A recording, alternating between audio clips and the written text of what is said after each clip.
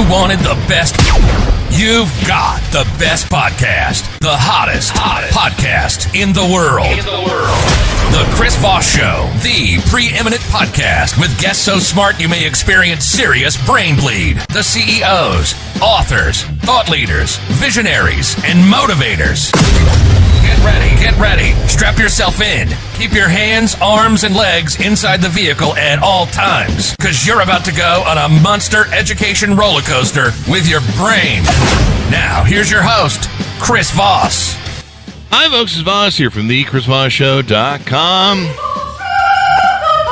There you go, ladies and gentlemen. Welcome to the big show. We certainly appreciate you guys being here. As always, the Chris Voss Show is a family that loves you, but doesn't judge you harshly. That's the beautiful part about us. It's a warm, welcoming place where we provide the most amazing authors, interviewers, CEOs, billionaires, White House presidential advisors, astronauts, rock stars, all the great people with their great stories. Come on the show and share them with you so you know you're not alone.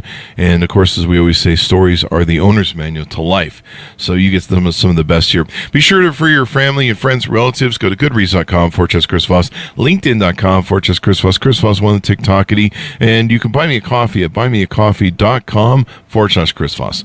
We have an amazing young lady on the show today. We're going to be talking with her about her business and everything that she does. Today we're joined on the show by, let me see here, Susan Taylor. Flipping around here between the screens, Susan Taylor joins us on the show. She is the CEO and co-founder of Generon International. She works with entrepreneurs and business executives, helping them gain clarity as they shift potentially limiting mindsets and set realistic goals that feel heart-centered and purpose-aligned.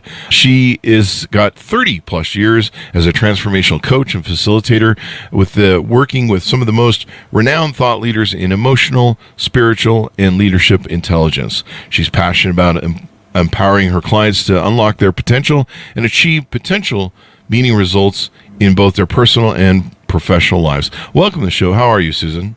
Great. Thank you. Thank you so much. I'm really appreciative of the invitation to join you. Thanks for coming. We really appreciate it. And you're the author, too, I should mention, of the book, A Call to Wholeness, Empowering Organizations Through Possibility, out November 25th, 2021. So welcome to the show. Give us your .coms. Where do people want to find you on the interwebs? Okay. Well, they'll find me at GeneronInternational.com for sure. They'll find me at Your Tailored Wisdom on Insta. They'll find me at Generon International on Facebook and at Susan Taylor on LinkedIn. There you go. So give us a 30,000 overview. What's inside your book, A Call to Wholeness? Yes. So I co-authored this book with a friend and colleague of mine, Jan Byars. And the reason why we wanted to put this out into the world is because I feel that in business in particular, we tend to fragment everything. Even coming to work is something different than how we live our lives outside of work. And so this book was an opportunity for us to share about what it could be like to create harmony in all of your worlds in a way that felt whole and complete, in a way that felt fulfilling and meaningful, and in a way that could create possibility through work activities that could enhance your life both professionally and personally. There you go. There you go. And give us some background on you. How were you raised? When you start your first company? What got you into the business that you're in? So what got me to the business I'm in actually was maternity leave. Was it the business of being a mother? Sorry, I had to get seriously. I was holding this, tiny little thing, this beautiful baby in my arms, and I in that moment felt, wow, something's got to shift. Because up until that point, I had been, since graduating from college, I had been working in the corporate arena. And when I had my first daughter and I was on maternity leave, I decided that I needed to create something different, because for me, something was missing in that corporate arena. And the way I talk about it is the human condition, like being human, interacting in ways that felt meaningful and purposeful were missing. So that's when I started my own business. I was 28 years old. I started my own business. I created a bricks and mortar at first. It was a way where people could come to the Raleigh, Durham, Chapel Hill area where I lived at the time to have a place of reprieve, a conference room to use, a secretary to hire, and anything they needed while they were traveling on business. So it's kind of like the VA, bricks and mortar, before VAs even existed. Because when I moved from Raleigh, it shifted to a remote online business. Go. Yeah. So how hard was it to start your own business from scratch? It wasn't hard for me at all. Oh, really? Oh my gosh, I felt so compelled. I felt like if even one other person is feeling this way, like what could the ripple out effect be? So I got myself a business partner, we got some capital, and we went for it. Ah, there you go. I mean, that's the way to go. If you can get some capital behind you and all that, then that can make a difference. So what have you been up to since then? How do you help clients and work with them? Absolutely. Thanks for asking. Yeah. So since then, and that was over 30 years ago, that was in 1993, I basically have been taking a lot of the ideas that I learned in establishing that business and trying to bring them to individuals, teams, and organizations in ways where they feel like the work that they're doing is in alignment with who they are and the unique gifts that they bring. There you go. And why is that important? I think it's important because when I think about burnout, we hear this word burnout like a lot more even than we used to, right? Would you agree? Yeah, I'm burnt out from hearing the word burnout. Fair enough. I love it. I love it. I saw what you did there. That was very creative. Yeah. I think a lot of people feel like burnout is due to like overactivity, right? We're on the hamster wheel and we're just going all the time. But I think A, it's never about any one thing. And B, I think that a lot of us are in situations where we're doing work that doesn't speak to our heart, that doesn't kind of call to our soul. And so for me, that's a big contributor to burnout. There you go. I would agree. You know, I talk about this a lot on the show because a lot of my early companies, I wasn't fully in love with. I wasn't passionately in love with them. To me, they were just investments, vehicles. And I was CEOing them and innovating them, doing them. I loved them. They were like my babies. But I don't know. They were like somebody else's babies I was raising, I guess. I don't know. I was like a stepdad. You know, they were just... You know, the first business was something we went into as a convenience because it was there. There was a business model there we could make, and it went successful. The second business I kind of liked, but, you know, it was nightmarish with interest rates, you know, a mortgage company and everything else. And, you know, it was very cyclical, and I just didn't like it. And so I always tell entrepreneurs, you know, find something that you really passionately love, that you enjoy doing, that's very easy for you to show up for work, because I can tell you can make a lot of bloody money and hate showing up for work every day. It's just, it's really true. And people don't think that. People would come up to me and they would go, it's really great you do something that loves. And you're like, I just want to jump out a window every time you say that because I don't do anything I love. And, you know, now I do. I have the great podcast and I do the consulting for leadership. I love that stuff. But, you know, the other stuff, not so much. And so I really support what you're saying, because you've got to do stuff that you have, like you say, heart-centered gravity towards. I think you'd agree with me, right? 100%. 100%. What comes up immediately is, I think for a lot of us, you know, and we're kind of like maybe trained this way through life. I think a lot of us see the money as the success or as the end game. As the end game. So I guess the question I ask is, what if you could have that and be doing something you feel passionate about, be doing something that feels completely tuned in to your purpose, the reason why you think you're here and the work that you feel called to do. And I speak to that in terms of authentic wealth, because I think it's one thing to make money and have a job and pay the bills. Absolutely. We need that. It's not either or.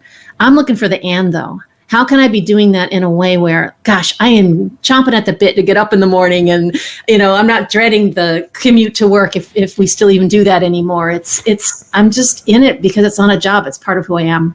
Yeah, most definitely. I mean, it makes all the difference in the world when you love something. So tell us about what you do there at Generon and how you do it. Sure.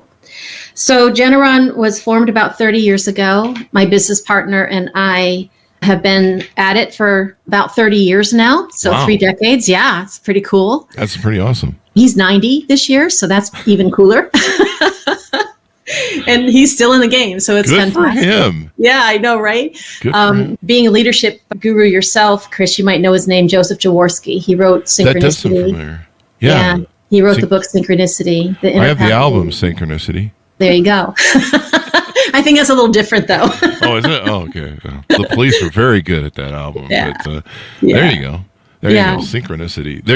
It's good to have on everything. Synchronicity, The Inner Path of Leadership by Joseph Jorsky. Absolutely. Absolutely. So he was lawyer turned leadership thought leader. Mm-hmm. And all of our work is really based on some of the premises, yes, in that book, but other things that we've discovered since then. So we started out working with large and supersized orgs as a way to build cultures that were incredibly inclusive and would be able to create some of that meaning that we've been talking about, and use work activity, use your day-to-day work activities as vehicles for personal growth and development. There you go. And then taking what you learn and scaffolding it through the entire organization so that you're literally looking at this from CEO to those in the field in ways where not only does it enhance your work life situation, but it also then ripples out, of course, as you could imagine, into your personal and private life because of how you're feeling about coming to work every day and not only feeling more productive, but feeling more fulfilled and feeling like there's more meaning in what you do. There you go. I'm laughing at that because, one of the experience I was referencing earlier about feeling good about going to work, I was thinking about all the dreaded days. I was just like, oh, God, I got to go. Yeah. And, you have to kick yourself a little bit and be like, hey, it is a privilege. Some of my employees used to complain about how with us they would go from, making almost nothing to, being in the 50% tax bracket. And they would be upset. They'd be like, this is BS, man. I didn't know it was 50% once you get above a certain level. And I'm like, yeah, but you have to think of it as a privilege, dummy. on a scale, you're still making more money than you were, even after taxes. I mean, shut up and enjoy the ride. And but some people, they couldn't get out of their heads. There were some people that were like, oh, maybe I should earn less. And I think they would make that decision to kind of earn less. They're like, I don't like paying all these taxes. And you're just like, you're stupid. But, we had those employees. But, you always had to kind of look at life in that way and think, whenever I complain about something, somebody's always there going, you really should be happy and think of it as a privilege because there's a lot of people who didn't make it this far. Sure. Sure. And you're saying the S word. Yeah. The should. The should. It should be. Yeah. So there you go. So General International, what sort of clients do you work with? Is there a minimum sort of client size or balance sheet that you work with, size of company, et cetera, et cetera? It's changed definitely since the pandemic. As I mentioned before that, we were working with really large orgs, even some of the super majors here in the US in particular, but also over in Europe. Today, we predominantly work with individual teams and smaller businesses, let's say about 1,500 or less employees, because A, it's more penetrable with regard to some of the things that we teach and how we bring in opportunities to work and live from a place of values, principles, and how those then inform your strategic platform and your operations. And we also work lately with a lot of startups, which is awesome because it's almost like you have a clean canvas from which to create your desired culture. There you go. Instead of trying to unlearn and undo things that have been embedded in your culture for the last, 50 years. Oh, yeah. We were talking about that yesterday on a show about how hard it is to come in as a new leader and take over, especially if there's been a bad culture fit and, toxicity and morale and, you got so much cleanup you have to do, and then you have to reset, and then you have to try and, get people to believe that, hey, I'm different, I'm a better leader. And it's a tough road. Right. Definitely.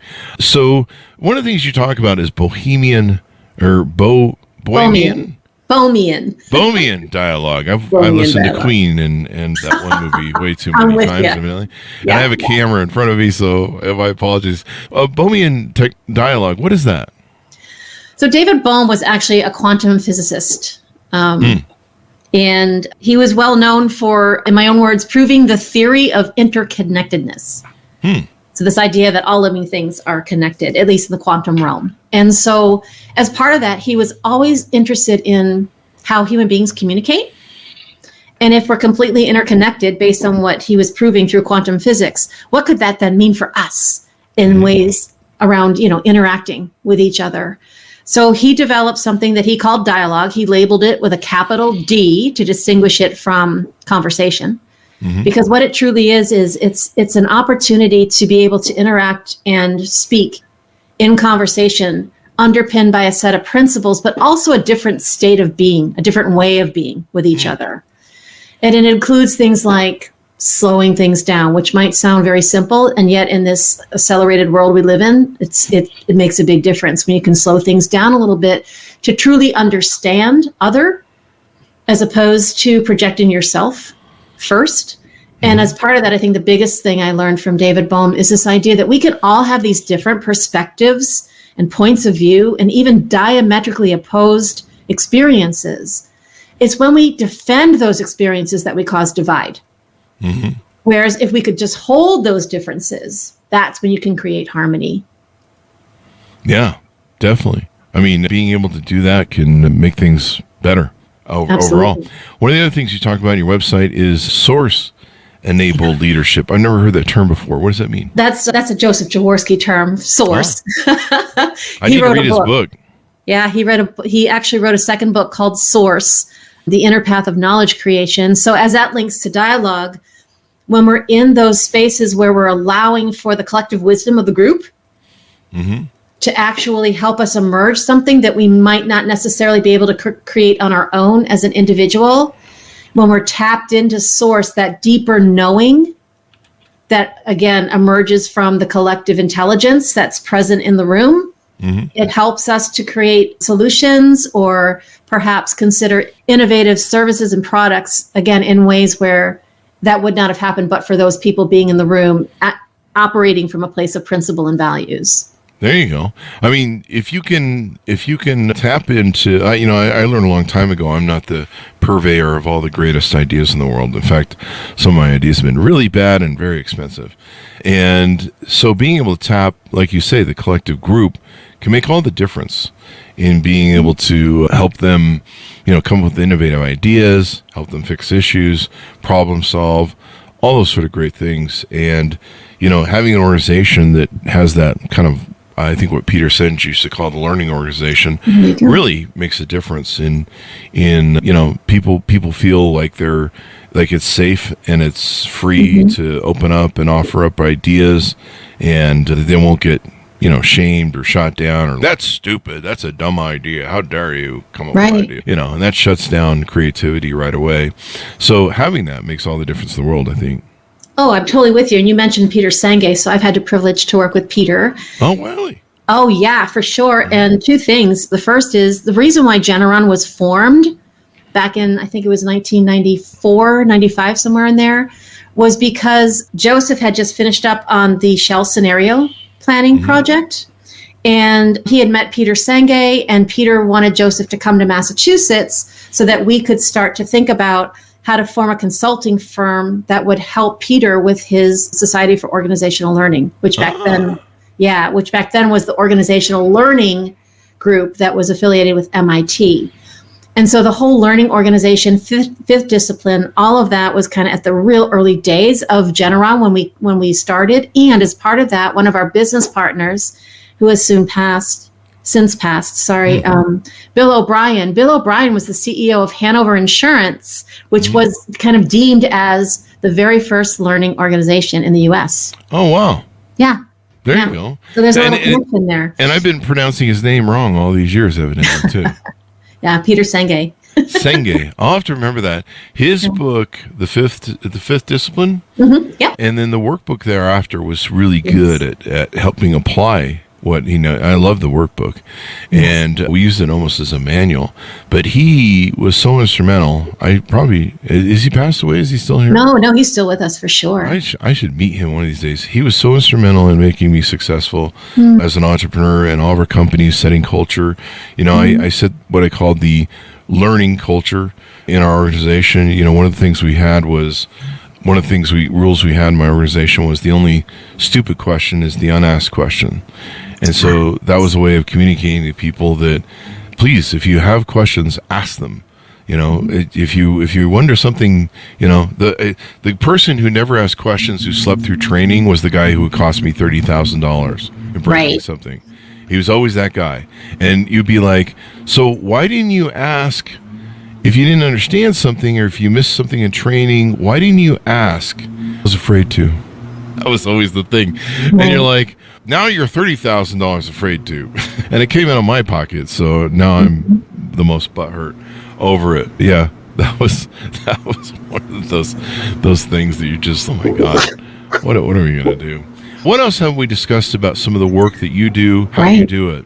So I think what you just shared is a good segue to that, actually, Chris, because when I think about people maybe being afraid to ask questions, that's an immediate kind of trigger for me that suggests the culture doesn't feel safe. Mm-hmm. And so part of what we do is try to help build those cultures that do feel safe, where we can come in and not know the answer. I mean, this is totally almost like foreign or a 180 from, I think, what we're taught, especially in business, especially when you have those higher roles in the organization, right? Because you're paid to know the answer. So to say, I don't know is like taboo. But what if we could create spaces where we didn't have to know the answer, but instead we could come in with a beginner's mind or an open-minded way of thinking about things, to be open to other perspectives, so that as a group, as a team, as an organization, we could create the next growth platform or the next, like what Steve Jobs did with the iPhone, I'm not suggesting we get more electronics, but I'm just saying that that was something that was so brilliant that came out of his team, not him alone. And it was so revolutionary. Indeed. I mean, it was from a lot of different scales. I mean, it really changed the world. Mm-hmm. But yeah, the nice thing about that creative process that you're talking about too is that it's taken from a point of a blank slate. One of the problems you have when a lot of times you sit down with stuff and you're trying to, innovate or work stuff out, a lot of times you're presented with biases, prejudices of, it's that old adage, why do we do things this way? I don't know. We always did things this way. It's the old turkey leg story. If anyone remembers that turkey leg story, do you know the turkey story? I think you need to enlighten me. So there's a bunch of different variations, but I'll tell the one that I heard. So a man this was in the older days, and so a man got married, and his wife was making the turkey for their Thanksgiving dinner for their first, to get dinner together. So he's watching her make the dinner. She takes the turkey legs out and throws them in the trash off the turkey, and then she puts the rest of the bird in the oven. Okay. And he's kind of shocked because he likes dark meat of the legs, I guess, or something. And he goes, hey, what's going on there with the throwing out the turkey legs? And she goes, I don't know. My mom taught me that. That's the way we always did it. And so he goes, we need to find out what that's about. So they call up the mom, and the mom goes, I don't know. Your grandmother did it that way. And they're like, we need to call her and find out what's going on. It turns out they had about 3 generations alive. My mom's family did that, so it's real. And so they called up a great-grandmother who, is barely answering the phone. And they say, hey, great-grandmother, why do we do that thing where we throw out the turkey legs?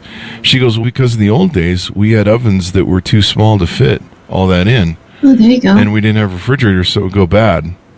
So we just throw Wow. Here all these times, of course, the ovens have gotten bigger, but, they're just following that pattern. And it's just kind of that, it's a perfect example of, I've walked into so many companies or so many departments, and you're like, you guys have a kind of weird sort of way you process things from A to B or A to Z here. And there's a lot of log jams, and there's a lot of barriers, and there's a lot of uphills that don't need to be here that slow the process down.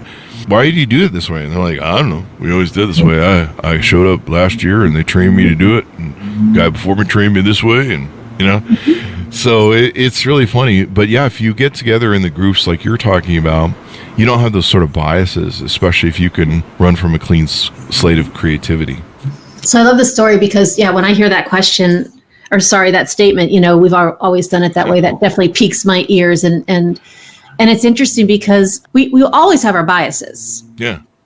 We always will. And I think it's why we talk about in these organizations, as one example, when we're creating, let's say, different teams around strategic priorities for the organization, the top 3 things that must happen in order for that organization to thrive and survive. We often talk about using a diagonal slice of the organization. So get the whole system in the room. Because if I'm working for like a manufacturing company, as one example, the person who's running that machine on the shop floor is going to know more about anything that would come up, problem or otherwise, about that machine than me sitting at the top as the CEO, right? Oh, yeah. Front line. Yeah. I mean, you've got to have everybody on board with the thing. You can't have one part of the organization running this way. You can't have multiple cooks in the kitchen, as it were. And so everyone's got to, sail in the same direction, if you would. Sure. And that makes all the difference in the world. Anything more we want to tease out about your company, what you do, how you do it, the book, before we go out? No, I think we've covered a lot. This has been amazing. I guess I would just offer that, for people who are truly interested, and especially, I'm going to say, the younger generation, as they come up to become our next gen leaders, so to speak, how are we helping them to learn some of these concepts that might feel a little soft or might feel a little unconventional at times, and yet, like in your words a few minutes ago, make the biggest difference, not just for them, but for the companies that they're working and with. the world too. The world, absolutely. The one thing that's interesting about the new generations is they want to do things better for the world, and they want to have an impact. The health of they're weirdly interested in the health of the planet and the future that they live in. They want to breathe clean air or something. What the hell kind of people are these people? But they want their kids to grow up with opportunities. I don't know about this new generation. Anyway, I'm just kidding. I'm just kidding, folks. Those are worthy things to go after. So there you go. Susan, it's been wonderful to have you on the show. Give us your .com so people can find you on the interwebs. Yes, .com, GeneronInternational.com, all spelled out. There you go. And thank you very much for coming on the show. Thank you. Thanks to our audience for tuning in. Go to anywhere you can find good books on the internet and order up the book, A Call to Wholeness, Empowering Organizations Through Possibility, out November 25th, 2021. Thanks to Susan for coming on. Thanks to our audience for joining in. Go to goodreads.com/Chris Voss, LinkedIn.com/Chris Voss, Chris Voss 1 on the TikTokity. Be good to each other. Stay safe. We'll see you guys next time. And that's